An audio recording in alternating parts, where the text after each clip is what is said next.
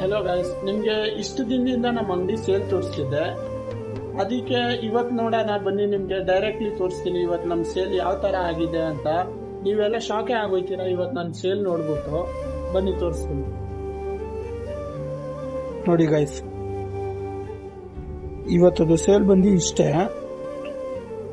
Phone ಪೇಲಿ ಒಂದು 1000 ರೂಪಾಯಿ ಬಂದಿರುತ್ತೆ. 1000 ಬಂದಿರಲ್ಲ ಇನ್ನು, ನಾನು ಮ್ಯಾಕ್ಸಿಮಮ್ ಹೇಳ್ತಾ ಇದ್ದೀನಿ.